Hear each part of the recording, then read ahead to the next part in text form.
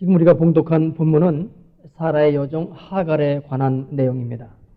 그리고 이 하갈이 앞으로 출산하게 될 그 아들 이스마엘에 관한 내용입니다. 그런데 성경의 분류를 형성하고 있는 내용은 하갈이 아니라 사라이고 이스마엘이 아니라 이삭입니다. 이삭이 하나님의 약속의 자녀이고 이 약속을 이루는 사람이 바로 사라이기 때문입니다. 그래서 우리는 오늘의 본문에 대하여 이런 의문을 제기하게 됩니다. 이 본문이 성경에서 차지하고 있는 위치, 그 의미는 무엇인가? 단순히 사라와 이삭을 증거하기 위한 보조자료 정도로 쓰여진 것일까? 그러나 오늘의 본문을 보면은 사라에게서 도망하고 있는 하갈에게 하나님이 나타나시어 감찰하고 계시니 그렇게 보는 것은 너무 평가절하하여 보고 있는 것이 아닐까? 그렇다면 약속의 자녀가 아닌 자의 삶은 하나님 앞에 어떤 의미가 있는 걸까? 또 약속의 자녀와 약속의 자녀가 아닌 자의 차이점은 무엇일까? 그리고 하나님은 그렇다면 왜 당신의 약속을 받지 않은 자녀를 태어나게 하시는 걸까? 대체로 이런 의문들이 오늘의 본문에서 해결해야 할 과제로 보여집니다. 그리고 한 가지 덧붙인다면 과연 나는 약속의 자녀인가? 약속의 자녀가 아닌가 하는 질문입니다. 이제 본문에서 이런 내용들을 살펴보기에 앞서서 집을 나가고 있는 하갈에 대해서 먼저 생각해 봅니다. 지난 시간에 살펴본 16장 1절은 하갈을 애굽 여인이라고 기록하고 있습니다. 그래서 우리가 살펴본 바로는 아브라함이 처음 가나안 땅에 들어왔을 때 기근을 만나서 애굽으로 내려갔는데 그가 거기서 나올 때는 부자가 되어서 나왔다고 했으니 아마도 그때 한 가난한 애굽 사람 집에서 이 아이를 이 부잣집에 딸려 보낸 것으로 보았습니다. 이때 이 아이의 나이가 얼마가 되었는지는 모릅니다. 그러나 추측해 보건대는 걷지도 못하는 갓난아이는 아니었을 겁니다. 걷지도 못해서 일일이 시중을 들어줘야 되는 아기, 그것도 남의 아이, 게다가 이방 민족의 아이를 앞으로 종을 삼을 것이라고 해서 안고 나온다는 것은 그리 쉽지 않은 일이기 때문입니다. 또 한 가지는 이로부터 10년 뒤에 이 아이가 아브라함의 후처가 되는데 이때 이 여종의 역할은 쉽게 말해서 씨바지 여인입니다. 우리나라에도 근대 이전 조선조 시대까지는 이런 일이 흔하지 않았습니까? 그러면 씨바지 여인을 미처 성숙하지도 못한 아이를 제공하지는 않는 겁니다. 그리고 그 시대에는 조혼하는 풍습이 없었습니다. 참고로 이삭은 40세에 결혼을 했습니다. 그러니 이제 이 하갈의 나이를 아무리 적게 본다고 하더라도 17, 18세 정도로는 보아야 할 것이고 이건 아주 적게 본 겁니다.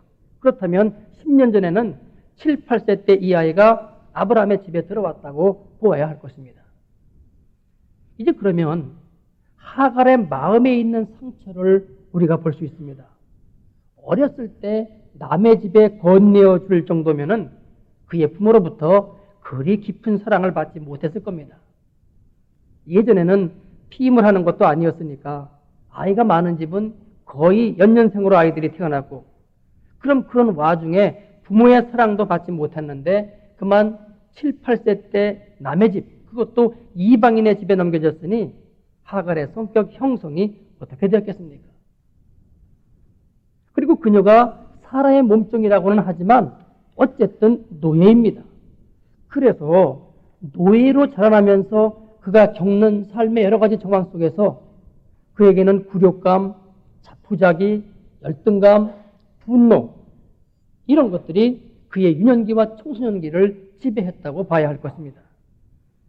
그래서 계속해서 길들여지는 노예 근성 속에서 자기 자신에 대해서 깊은 무력감과 또한 매우 낮은 자존감 속에 자기 자신의 정체성을 세우는데 많은 어려움이 있었을 겁니다.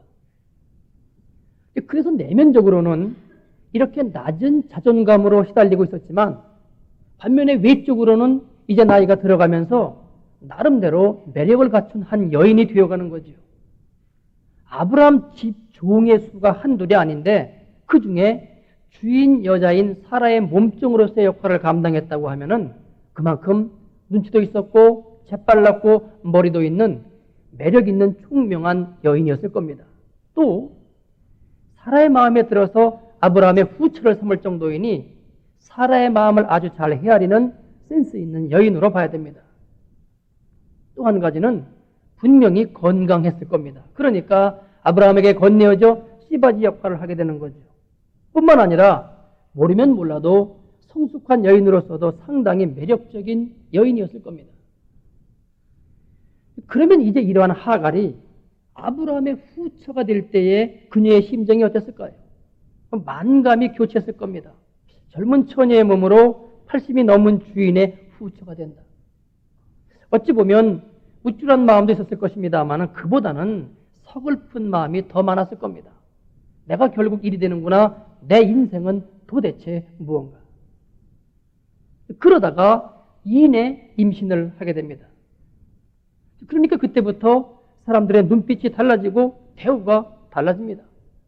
종이 하던 일을 하지 않아도 되고 아브라함과 사라가 금이야 오기야 하니까 그동안 같이 내니 하던 동료 종들도 자신에게 함부로 못합니다.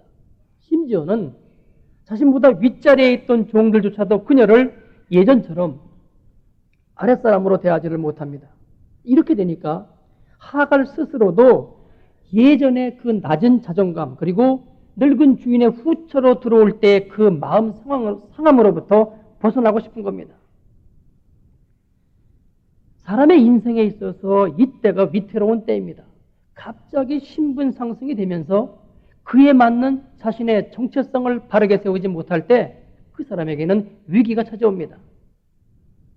여러분 이것은 영적인 면에서도 똑같습니다. 그래서 갑자기 은혜를 받고 난 사람이 이상해지는 경우가 바로 이 케이스입니다. 지금 하갈은 자신의 위치를 어디에 놓아야 할지 모릅니다. 분명히 아브라함도 사라 쪽에서 문제를 제기하기 전까지는 하갈을 극진히 대해 주었을 것입니다. 그렇게 원하던 아이를 가졌는데 어찌 사랑스럽지를 않았겠습니까? 그래서 하갈은 드디어 아브라함이 사라보다 자신을 더 사랑한다고 생각하게 됩니다. 또한 그동안 자신이 받았던 노예 생활 속에서의 여러 가지 정황들로부터 이제는 벗어나고 싶습니다. 그리고 자신의 동료 종들이 이제는 자신을 어렵게 대하는 것을 보면서 일종의 권력의 욕구 또한 갖게 되는 겁니다. 나도 이제는 한번 새로운 삶을 살아야 되겠다. 이제까지 무시받고 천대받던 노예 삶을 떠나서 보란듯이 한번 남을 호령하며 살아버리라. 그러나 여러분, 호령하는 삶이 바른 삶도 아니고 노예 생활이 바른 삶도 아니지요. 이런 것들이 아닌 진짜 바른 삶이 보여야 되는데 이건 보이지 않으니까 지금 하갈은 자기 눈에 보기에 좋아 보이는 쪽으로 나아가는 겁니다. 그래서 이런 사고방식 하에서의 그녀의 제일 큰 적은 사라입니다. 자신이 차지해야 될 자리가 바로 그 자리니까요. 그래서 사라를 멸시하는 겁니다. 당신은 아이도 못 갖잖아. 나는 아이를 가졌는데. 그러나 여러분, 바로 이것이 착각이지요. 사람이 권위를 세우는 것이 이런 것으로 되는 것도 아니고 또 사라의 자리를 차지하는 것이 인생의 바른 길도 아니기 때문입니다. 인생의 바른 길은 따로 있습니다. 그러나 이걸 모르니 눈에 보이는 대로 사라의 자리를 차지하려는 것이고 그래서 이때 나타나는 현상이 뭡니까? 사라가 아브라함에게 되어듭니다. 그러니까 아브라함은 그녀를 사라의 판단에 맡겨버리고 그래서 사라는 하갈을 학대하기 시작합니다. 이때 하갈이 예전 같으면 눈치껏 다시 자기 자세를 낮추겠지만 이미 한번 신분 상승의 단맛을 보았고 무엇보다도 자기 자신의 중심이 흔들려 버렸기 때문에 그래서 바른 정체성을 잃어버렸기 때문에 이제는 이 어려움을 참지 못하고 뛰쳐나가는 겁니다. 그래서 여러분 하나님 앞에 우리들 자신의 위치를 정확히 세우는 것이 아주 중요합니다. 출애굽기를 보면은 하나님이 이스라엘 백성들을 향하여 어떤 말을 하실 때 그 서두에 나는 너를 종되었던 애굽 땅에서 인도하여 낸 너희 하나님 여호와니라 이런 구절이 자주 등장합니다. 처음 성경을 읽을 때는 아니 이 구절 또 나왔잖아. 아니 하나님도 공치사하시나? 한두 번 말씀하시면 됐지 왜 똑같은 얘기를 자꾸만 반복하시는 거야? 이런 생각을 했지만 믿음이 생겨가면서 이 사실이 10분 이해되었습니다. 너희가 아무리 너희를 내세운다 하더라도 너희 본래 처지는 노예였다. 그러니 이 사실을 잊지 마라. 그래서 내 처지, 내 분수를 바로 알고 교만하지 마라. 이것을 계속 심어주고 계신 것이죠. 그래서 자신들이 마땅히 갖고 있어야 될 올바른 정체성을 잊지 말라는 겁니다. 우리가 아무리 하나님의 일을 제법 폼나게 하고 있다 하더라도 본래 내가 하나님을 모르는 죄인이었다는, 하나님이 불러주시기 전에는 아무것도 아니었다는 나의 본 신분을 잊어버리면, 그래서 그 자리를 떠나가 버리면 바로 그때 우리는 지금의 하갈처럼 되는 겁니다. 사실 지금 하갈이 뛰쳐나가 보았자 광야입니다.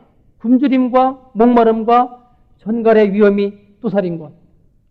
여러분 엊그저께 신문을 보니까 멕시코 사람들이 미국으로 건너가는데 이제는 모두 막아놓고 못 가게 하니까 광야로 가는데 그 광야에는 전갈과 방울뱀이 있다는 거죠. 근데 그것이 1년에도 거기서 그것 때문에 죽는 사람들이 수천 명씩 된데도 거기를 넘어오겠다는 겁니다. 광야는 사람이 죽는 곳입니다. 그래서 그 결과가 죽음입니다마는 하갈은 지금 사리 분별력을 잃었습니다. 그래서 그냥 죽음으로 돌진하고 있습니다. 이때 하나님이 당신의 사자를 보냈습니다. 7절로 8절입니다.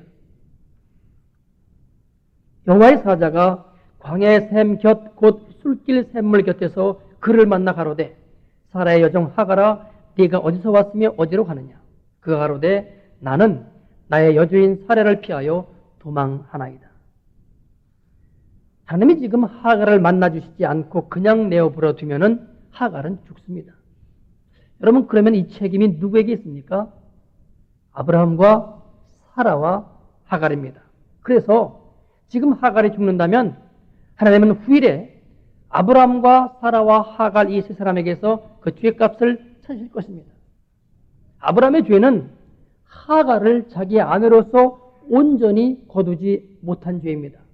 물론 사라가 그의 본처입니다마는 하갈도 일단 그가 후처로 맞이했을 때에는 그에 상응하는 사랑과 대우를 해주었어야 됩니다. 그런데 하갈이 교만해져서 사라가 이를 문제 삼고 나왔을 때에 아브라함은 그녀를 냉정하게 버렸습니다. 사라의 죄는 하나님이 세우신 가정의 질서를 깨뜨리며 아브라함에게 대어든 것과 또 하갈을 시기하고 질투하여 자신의 감정을 모두 다 쏟아부어가며 하갈을 학대한 죄입니다. 그리고 하갈의 죄는 자기의 분수를 지키지 못하고 교만했던 죄와 주인을 멸시하며 배신한 죄입니다. 그래서 지금 하갈이 이 광야에서 죽는다면 이 죄값이 다 후일에 이들에게서 찾아져야 됩니다. 그래서 하나님은 지금 이들의 이 죄값을 이들에게 돌리지 않으시려고 이들에게 회개의 기회를 주고 계신 겁니다. 그래서 당신의 사자를 보내신 겁니다. 그리고는 말씀하십니다. 9절로 10절입니다. 주의 여호와의 사자가 그에게 이르되 네 여주인에게로 돌아가서 그 수하에 복종하라.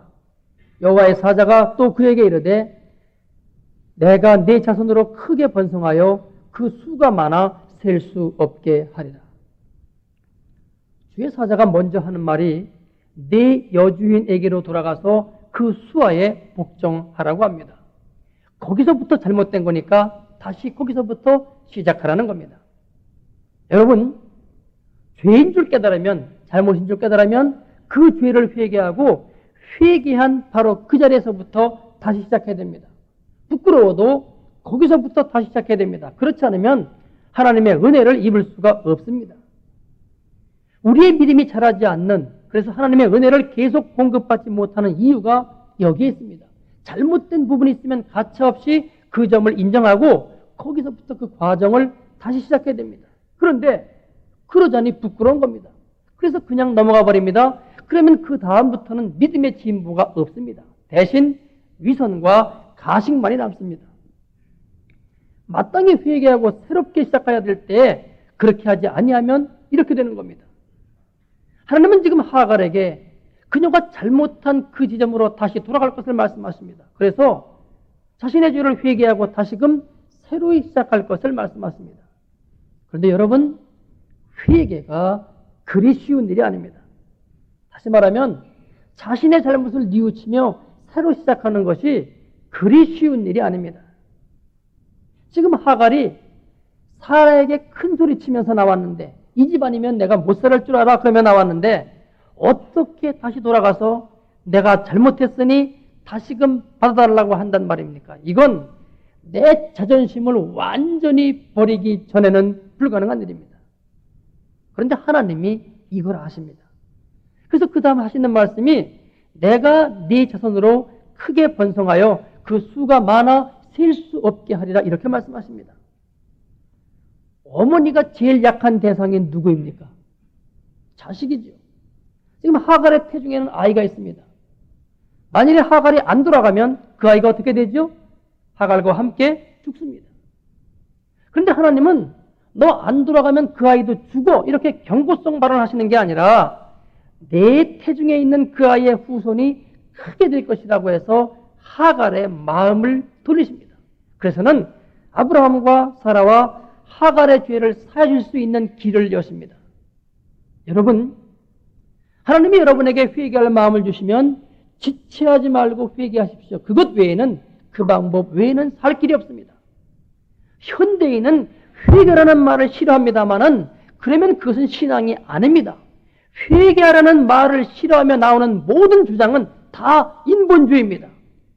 하나님을 정말로 믿는 사람은 회개라는 메시지가 떨어지면 아멘 하며 기쁨으로 받습니다. 왜냐하면 회개야말로 우리가 진정 살 길이기 때문입니다. 예수님이 오셔서 첫 번째 하신 말씀이 회개하라, 천국이 가까웠느니라였습니다. 그래서 회개하지 않으면 그 사람은 천국과 아무런 관련이 없습니다. 그러니 회개하라는 이 말이 얼마나 감사하고 기쁜 말인지요. 여러분, 회개의 본질이 뭡니까? 회개란 하나님 앞에 나의 자존심을 완전히 버린다는 증표입니다. 다시 말해 내 자아를 완전히 죽이는 일입니다. 그때 거기에 하나님의 은혜가 임하는 겁니다. 하나님은 지금 하갈에게 이 훈련을 시키고 계신 겁니다. 사라에게 가서 잘못했다고 회개하고 다시 시작해. 그러면 네게 복이 임할 거야. 그런데 그 복은 내 태중의 아이를 크게 번성케 해줄게, 이러시는 겁니다. 그러나 이제 여기에서 우리의 질문이 시작됩니다. 아니, 하나님, 약속의 자녀도 아닌 이스마엘의 자손을 번성케 해서 뭘 어쩌시려는 건데요? 도대체 그들의 이 땅에서의 삶은 어떤 의미가 있는 겁니까? 단지 아브라함과 사라와 하갈의 죄를 사하기 위해서, 그래서 지금 하갈의 마음을 돌리기 위해서 이스마엘의 후손을 번성케 하시겠다는 겁니까? 도대체 이들의 가치는 어디에 있는 겁니까? 이런 질문이 나오는 겁니다. 11절로 12절을 봅니다. 여호와의 사자가 또 그에게 이르되 네가 잉태하였은즉 아들을 낳으리니 그 이름을 이스마엘이라 하라. 이는 여호와께서 내 고통을 들으셨음이니라. 그가 사람 중에 들러기 같이 되리니 그 손이 모든 사람을 치겠고 모든 사람의 손이 그를 칠지며 그가 모든 형제의 동방에서 살리라 하니라. 여러분, 지금 개역개정판 성경에는 그가 모든 형제와 대항하며 살리라, 그렇게 되어 있습니다. 하갈이 잉태한 이 아이는 아들입니다. 그리고 지금 고통 가운데 있는 하갈을 보시면서 하나님이 그 이름을 이스마엘이라고 지어주십니다. 그 뜻은 하나님이 들으셨다는 의미입니다. 그러니까 하갈이 이 광야에 나와서는 죽음의 고통 속에서 평소 그 주인이 부르던 하나님을 불렀던 거죠. 하나님, 내가 죽습니다. 내가 드디어 이 광야에서 목마르고 굶주려 죽습니다. 그런 고통을 호소하였더니 하나님이 그 기도를 들으시고 지금 사자를 보내신 겁니다. 그러면서 이 이스마엘에 대한 하나님의 예언이 그가 앞으로 들나귀처럼 된다는 겁니다. 들나귀. 말을 좀 바꾸어 말하면 야생마입니다. 바로 여기에 우리의 질문에 대한 답이 들어있습니다. 여러분, 야생마 아시죠? 전혀 길들여지지 않은 말입니다. 그래서 누구라도 그 위에 타기만 하면 길길이 뛰어서 그 사람을 사정없이 땅에 내던져 버립니다. 그 야생마 길들이기가 그렇게 쉬운가요? 쉽지 않은 겁니다. 굶기고 때리고 해가면서 오랜 기간의 훈련을 거쳐야 나중에 할 수 없이 온순해지는 것, 그것이 야생마입니다. 그런데 하나님의 약속의 자녀가 아닌 이 이스마엘이 바로 이런 야생마라는 겁니다. 그런데 여러분, 모든 사람이 다 야생마인 것을 아십니까? 무슨 말씀인가요? 우리는 하나님께 택함받은 약속의 자녀인데요. 그런데 왜 우리가 야생마입니까? 아닙니다. 하나님의 말씀으로 길들여지기 전까지는 누구나 다 이스마엘입니다. 호세아 8장 9절을 보면은 호세아가 하나님이 택한 이스라엘 백성들을 향해서 이렇게 말합니다.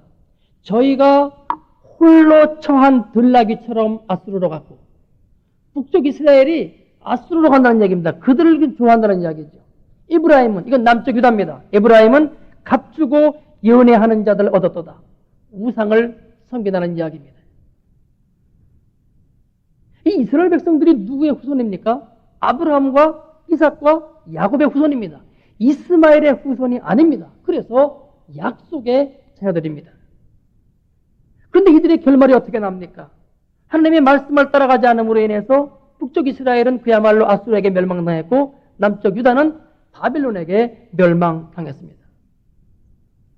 지금 본문이 이스라엘을 야생마라고 지적하고 있는 것은 하나님의 말씀으로 길들여지지 않는 영적인 야생마를 말씀하고 있는 겁니다. 왜냐하면 모든 사람들이 하나님의 말씀을 따라가기를 싫어하거든요. 그런데 약속의 자녀란 여기에서 끄집어내어 하나님의 말씀에 길들여지게끔, 그래서 그 말씀을 따라가게끔 하나님이 훈련시키는 존재입니다. 이런 의미의 약속의 자녀이지, 약속의 자녀가 무슨 본래부터 별다른 사람, 그런 의미가 아닙니다. 여러분, 아브라함도 이삭도 야곱도 모두가 다 범죄한 아담의 후손입니다. 그러니 그들도 하나님께 붙들려 그 말씀에 순종하기 전까지는 모두가 다 야생마인 겁니다. 사람은 너무나도 길들이기 힘든 존재입니다. 하나님은 이스라엘 백성들을 모세 이후 계속해서 당신의 말씀으로 길들이려고 하셨지요. 그런데 결국 나라가 망해서 포로로 잡혀갈 때까지도 길들여지지 않습니다. 포로로 잡혀가고 나서야, 다 망하고 나서야, 그때서야 비로소 후회합니다. 이게 인간입니다. 야생마도 이런 야생마가 없어요. 하나님이 우리에게 원하시는 것이 무엇입니까? 하나님이 강요해서가 아니라 우리들 스스로 하나님의 뜻에 순종하는 모습을 보고 싶어서 우리를 자유로운 존재로 만드셨어요. 그래서 우리에게 자유의지를 주셨어요. 그런데 인간은 끊임없이 하나님의 뜻이 아닌 자신의 목적을 추구합니다. 그러면서 이게 어디까지 가는고 하니 갈 때까지 갑니다. 그래서 제일 끝에 가서 아이고 아니구나 잘못 왔네 하는 데까지 가봐야 직성이 풀리는 아주 이상한 존재입니다. 사람의 병이 이거예요. 그래서 유한한 존재가 무한을 추구합니다. 사실 하나님은 인간을 만드실 때에 무한한 행복과 무한한 능력과 무한한 생명을 약속하셨습니다. 그러나 이것은 내 능력을 최대한으로 개발시켜서, 그래서 나를 극대화시켜서 얻는 게 아니에요. 반대로 나의 이 모든 능력을 쳐서 묻어버리고 나의 전부를 하나님의 뜻 가운데 복종시킬 때, 그때 비로소 성령의 함께 하시는 은혜로 인하여 이 무한한 행복과 능력과 생명을 소유하게 되고 또한 누리게 되는 겁니다. 그런데 사람들이 이렇게 안 하니까 하나님이 사람들에게 사용하고 계신 방법이 무엇입니까? 두 가지인데, 하나는 말씀으로 우리를 길들이십니다. 그런데 이게 잘 안 돼요. 사람들이 말을 안 들어요. 그리고 말씀을 안 듣게 되면 순종하는 게 아니라 오히려 교만해집니다. 내가 이만큼 안다는 거예요. 그러다가 본인에게 고난이 닥쳐오면은, 그래서 그 고난을 견뎌내기 어려워지면 그때부터는 그 말씀이 자신에게 들려오기를 시작합니다. 그래서 하나님이 우리 인간을 길들이시는 두 번째 방법이 고난입니다. 그러나 또 고난만 갖고도 안 됩니다. 말씀의 위로와 인도하심과 격려하심이 없이 고난만 주어지면 방향을 못 잡고 힘을 잃고 그러다 보면 더 나빠질 수가 있습니다. 그러니까 하나님은 고난과 말씀을 그 시와 상황에 따라서 적절히 주시는데, 여러분 기억하세요. 고난은 첫째가 하나님의 말씀에 순종치 않을 때, 즉 잘못 나가고 있을 때. 두 번째는 하나님이 그를 좀 더 성숙된 수준, 당신이 원하시며 목표하는 지점으로 끌어올리고자 하실 때 해주십니다. 그러면서 이 두 경우 다 반드시 100%그 상황에 딱 필요한 말씀을 함께 해주십니다. 지금 하갈의 경우는 어디에 속합니까? 전제에 속합니다. 자신의 잘못으로 인한 고난입니다. 그러나 어떤 경우에도 고난은 모두가 다 하나님의 사랑의 발로이고 축복이지 징계가 아닙니다. 하나님, 왜 약속의 자녀인 이삭의 후손이나 번성케 하시지 약속의 자녀가 아닌 이스마엘의 자손도 번성케 하십니까? 그 앞길이 뻔한데요. 여러분, 뭐가 뻔합니까? 우리는 성경을 너무나 잘못 알고 있습니다. 우리가 범죄한 아담의 후손인 하는 모두가 다 이스마엘입니다. 야생마들입니다. 그런데 그 중에 하나님이 아브라함을 택하셨고 또 지금 이삭을 택하시는 가운데 있습니다. 그게 야생마가 아니라는 증표입니까? 아닙니다. 이들도 다 야생마입니다. 그러나 이제부터는 당신의 말씀대로 길들이시겠다는 거죠. 그런데 여러분, 잘 길들여진 그 끝은 어디입니까? 십자가이죠. 그래서 나의 십자가에서의 죽음으로 다른 이스마엘들을 다시금 이삭으로 만드는 이 일을 하라고 지금 우리를 택하신 겁니다. 여러분은 지금 이 목표를 향해서 이 길을 가고 있습니까? 그러면 여러분은 약속의 자녀입니다. 이삭의 후예입니다. 안 가고 있습니까? 그러면 여러분은 이스마엘입니다. 약속의 자녀가 아닙니다. 교회만 다닌다고 해서 모두가 다 약속의 자녀가 되는 것은 아닙니다. 예수를 정말 믿었으면 그 믿음이 뭘 요구하는지, 그래서 하나님의 말씀에 순종하여 그 목표 지점까지 가야 그 사람이 약속의 자녀입니다. 그때 그가 말씀에 온전히 길들여진 사람이 되기 때문입니다. 그래서 지금 하나님은 아브라함을 계속해서 이 목표 지점으로 인도하고 계신 것이죠. 말씀과 고난을 통해서 말입니다. 그러니까 하나님은 이삭의 자들만 축복하는 것이 아닙니다. 모든 사람, 모든 인류를 다 축복하십니다. 그래서 이스마엘의 후손도 번성케 할 것이라고 지금 축복하고 계신 겁니다. 단 한 가지, 이 이스마엘의 후손들은 누구를 통해서 이 축복을 받게 되나요? 이삭의 후손들을 통해서입니다. 그래서 지금 하나님은 하갈을 다시 돌려보내고 계신 겁니다.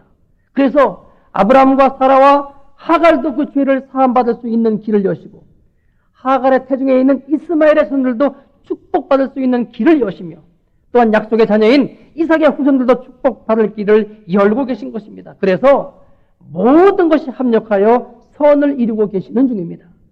13절로 14절입니다. 하갈이 자기에게 이르신 여호와의 이름을 감찰하시는 하나님이라 하였으니 이는 내가 어떻게 여기서 나를 감찰하시는 하나님을 배웠는고 함이라. 이러므로 그 샘을 부엘라헤로이라 불렀으니 그것이 가데스와 베렛 사이에 있더라. 사실 하갈은 지금 제가 설명한 이런 내용들을 모릅니다.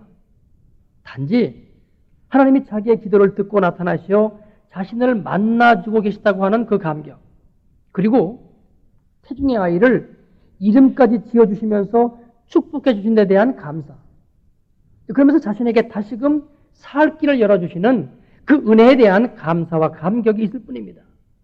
그래서 하나님을 만난 장소인 그곳에 있는 우물, 그 샘의 이름을 부엘라헤로이라고 명명합니다. 나를 감찰하신 살아계신 이의 우물이라는 뜻입니다. 여러분, 이 고백은 성경에 나타나고 있는 최초의 이방인의 신앙 고백입니다. 이방인도 하나님이 감찰하고 계시다. 중요한 논제입니다. 하나님이 우리만 사랑하시는 것이 아니죠. 세상 사람들도 사랑하십니다. 그리고 우리에게는 약속의 자녀라고 하시는데, 약속의 자녀가 할 일은 저들을 다시금 약속의 자녀로 만들기 위해서 내가 저들 대신 죽어야 하는 일입니다. 그리고 이것은 지금 하갈처럼 내 자아가 먼저 죽어야 이 일을 감당할 수 있지, 그렇지 아니하면 못합니다. 그래서 하나님은 오늘도 우리를 약속의 자녀로 만들기 위해서 말씀과 고난으로 훈련시켜가고 계십니다. 오늘의 이 본문을 통해서 하나님이 우리에게 말씀하고 계신 것이 무엇입니까? 자연적인 모든 인간은 다 야생마라는 겁니다. 하나님이 그를 돕기 싫어서 돕지 않으시는 것이 아닙니다. 자기 성깔 때문에, 자기 기질 때문에, 그 못난 자기의 자아 때문에 스스로 하나님의 은혜를 박차고 있는 것입니다. 그래서 이 못난 자아를 더 고생하기 전에 이제는 내려놓으라는 겁니다. 묻어버리라는 겁니다. 그리고는 말씀에 진정 순종하라는 겁니다. 그렇지 아니할 때 우리는 끝까지 야생마입니다. 약속을 받지 못한 자녀가 되고 맙니다. 그래서 12절의 말씀처럼 우리의 손이 모든 사람을 치며 또 모든 사람의 손이 나를 치는, 그래서 형제와 대항하는 그런 험난한 삶을 살 수밖에 없습니다. 15절입니다. 하갈이 아브라함의 아들을 낳음에 아브라함이 하갈에 낳은 그 아들을 이름하여 이스마엘이라 하였더라. 아브라함이 하갈에게서 그 모든 이야기를 들었겠죠. 그래서 그 이름을 이스마엘이라고 짓습니다. 마지막 16절. 하갈이 아브라함에게 이스마엘을 낳을 때에 아브라함이 86세이었더라. 이는 약속의 자녀가 아닙니다. 자신들의 마음대로 낳은 자입니다. 그러나 죄는 인간이 짓지만 그래도 하나님은 계속해서 우리에게 은혜로 갚으십니다. 그러면서 요구하시는 것이 너는 내게로 돌아오라는 겁니다. 아브라함과 사라는 이 일로 인해서 다시금 하나님을 경외하며 경배하게 되었습니다. 여러분, 야생마의 기질을 버리시고 약속의 자녀가 되십시다.